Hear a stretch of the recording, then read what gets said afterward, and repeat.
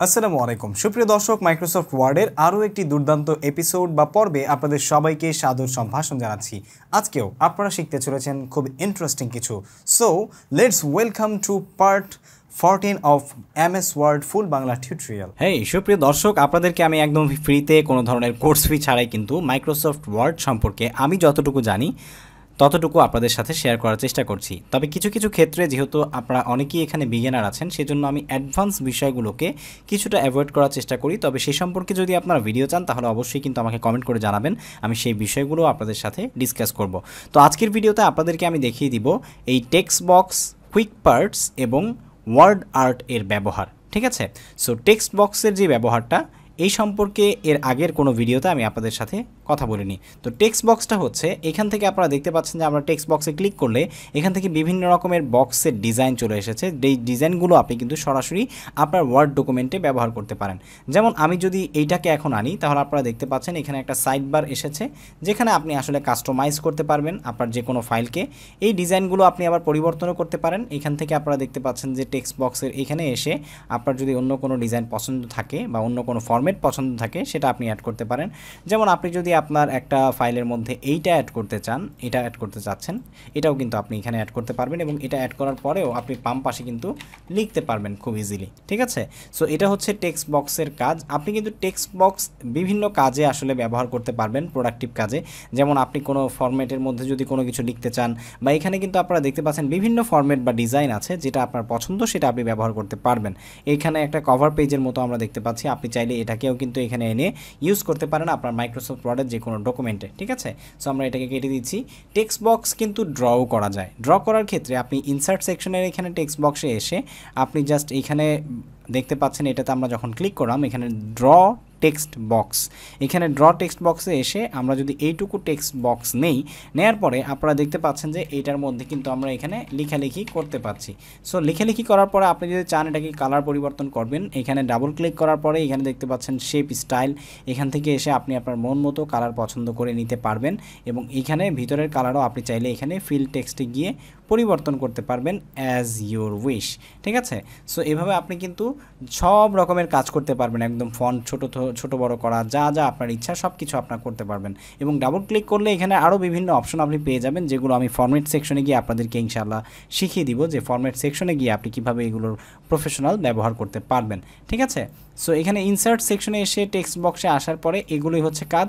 তো এটাকে যদি আপনি আবার কপি করতে চান, এখানে কন্ট্রোল সি দিয়ে কপি করতে পারেন, তারপরে ফরম্যাট শেপ করতে পারেন। এখান থেকে এসে আপনি এটাতে গিয়ে এখানে আপনি চাইলে এটার কালার এখান থেকে চেঞ্জ করতে পারেন। ঠিক আছে, আপনার যেই কালারটা পছন্দ সেই কালার কিন্তু আপনি দিতে পারবেন।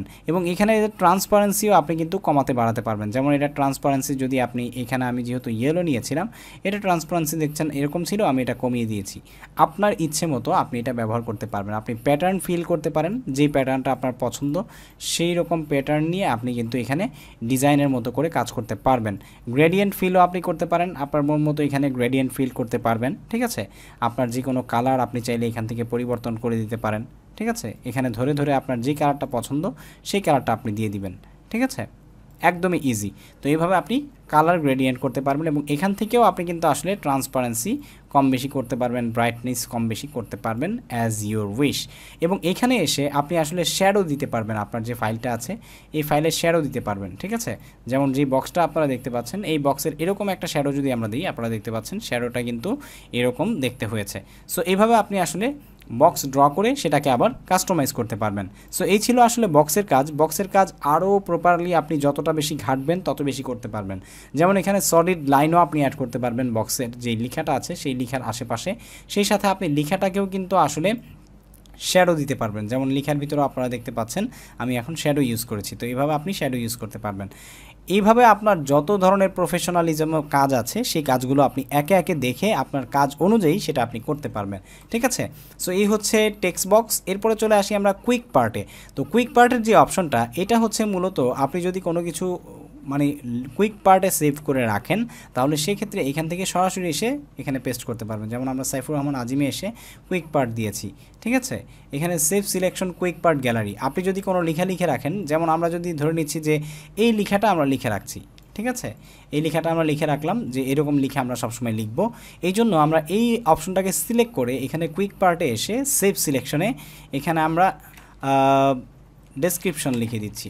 ঠিক আছে, ভিডিও ডেসক্রিপশন, এটা যদি আমরা দিয়ে ওকে দিয়ে রাখি এবং এখন যদি আমরা নতুন একটা পেজ অন করি, অন করার পর আমরা কুইক পার্টের এখানে এসে যদি আপনারা দেখতে পাচ্ছেন ভিডিও ডেসক্রিপশন, এইটা ক্লিক করি, সরাসরি এই লেখাটা চলে এসেছে, যেটা আমাদের কাজকে কিন্তু একদমই সহজ করে দিবে। আর হচ্ছে ডকুমেন্ট প্রপার্টি, আপনি যদি কোনো ডকুমেন্ট প্রপার্টি অ্যাড করতে চান, যেমন হচ্ছে ক্যাটাগরি, অথর, ম্যানেজার, কিওয়ার্ডস, যেমন আমরা যদি টাইটেল অ্যাড করতে চাই, এখানে দেখতে পাচ্ছেন টাইটেল অ্যাড করা যাচ্ছে। ঠিক আছে, এখান থেকে আপনি টাইটেল অ্যাড করতে পারবেন। এগুলোর প্রত্যেকটারই কিন্তু অ্যাডভান্স ব্যবহার আছে, আমি শুধুমাত্র আপনাদেরকে মানে একদম বিগিনার লেভেলের যে ব্যবহারগুলো সেগুলো দেখাচ্ছি।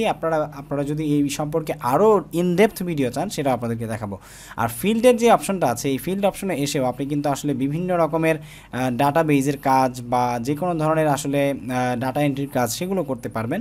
ঠিক আছে, যেমন আমরা যদি এখানে অটো টেক্সটে আসি, অটো টেক্সটে এসে যদি ওকে দিই, তাহলে এখানে দেখতে পাচ্ছেন যে আমরা অটো টেক্সট যেগুলো সেভ করে রাখবো সেগুলো কিন্তু এখান থেকে অটো টেক্সট হিসেবে অ্যাড করতে পারবো। ঠিক আছে, একইভাবে আপনি যদি এখান থেকে কোনো বিল্ডিং ব্লকস অর্গানাইজ করতে চান, যেমন এখানে বিভিন্ন ধরনের কাজ আছে, এখান থেকে রেফারেন্স আপনি যদি অ্যাড করতে চান রেফারেন্স অ্যাড করতে পারেন, ওয়ার্ক ক্রেডিট দিতে পারেন, তারপর হচ্ছে স্লাইস করতে পারেন। আমরা যদি রেফারেন্সটা এখানে ইনসার্ট করি, তাহলে এখানে দেখতে পাচ্ছেন রেফারেন্সটা আমরা আমাদের এই ফাইলের মধ্যে যদি কোনো ফাইলকে রেফার করি তাহলে সেই ক্ষেত্রে সেটা এখানে আসবে। যেমন এখান থেকে যদি আপনি হেডলাইন সিলেক্ট করে দেন, যেই হেডলাইনটা বা যেই হেডিং স্টাইলটা আপনি সিলেক্ট করে দিবেন সেই অনুযায়ী রেফার হয়ে কিন্তু এখান থেকে আপনার রেফারেন্সের যে কাজ, এই কাজ যখন আপনারা দেখবেন তখন কিন্তু এই বিষয়টা আপনারা পরিপূর্ণ বুঝতে পারবেন। সো এই হচ্ছে কুইক পার্টের কাজ। এরপরে হচ্ছে ওয়ার্ড আর্ট, যেমন আমরা যদি এখানে সাইফুর রহমান আজিম লিখি, এই লেখাটাকে একটু বড় করলাম, বড় করে বোল্ড করলাম, এটাকে যদি আমরা ওয়ার্ড আর্টে যাই, এখানে দেখতে পাচ্ছেন যে এই ডিজাইনগুলো নিয়ে যদি আমরা এখানে অ্যাড করি তাহলে এক একটা এক এক রকমের ডিজাইন আমাদেরকে দিচ্ছে এবং এই ডিজাইনগুলো কিন্তু প্রত্যেকটা কাস্টমাইজেবল। আপনি চাইলে এগুলোকে আবার কাস্টমাইজ করতে পারবেন আপনার মন মতো করে। ঠিক আছে, যে আমরা এখন করছি না, তো এটাকে আপনি শেপ ইফেক্টও দিতে পারবেন আপনার একদমই মন মতো, আপনার যেরকম ইচ্ছা সেরকম আপনি শেপ ইফেক্ট দিয়ে নিতে পারবেন এবং এখান থেকে এসে আপনি আবার কালারও চেঞ্জ করতে পারবেন। ঠিক আছে, সো এই হচ্ছে আপনার ওই বাম পাশে যে আর্ট ওয়ার্ক ছিল, ঠিক আছে, ওয়ার্ড আর্ট ছিল, এই ওয়ার্ড আর্টের কাজ। ওয়ার্ড আর্টের যে কাজ, এইটার কোনো শেষ নেই। আপনি যতবার এটাকে কাজ করতে চাইবেন, যতভাবে কাজ করতে চাইবেন ততভাবে কাজ করতে পারবেন এই ফরম্যাট সেকশনে এসে। যেদিন এই ফরম্যাটটা আপনাদেরকে দেখাবো সেদিন এই বিষয়গুলোকে আরও পরিপূর্ণভাবে আমি ইনশাআল্লাহ দেখিয়ে দিব। সো আশা করছি আপনারা আজকে টেক্সট বক্স, কুইক পার্ট এবং ওয়ার্ড আর্ট সম্পর্কে একটা বেসিক ধারণা পেয়েছেন। পরবর্তী পর্বে আমরা ইনশাআল্লাহ ড্রপ ক্যাপ, তারপরে হচ্ছে signature line, date and time এবং অবজেক্ট, এই বিষয়গুলো নিয়ে আলোচনা করব। সেই পর্বটা পেতে অবশ্যই আমাদের চ্যানেলটি সাবস্ক্রাইব করে পাশে থাকা বেল আইকনে প্রেস করে রাখতে ভুলবেন না।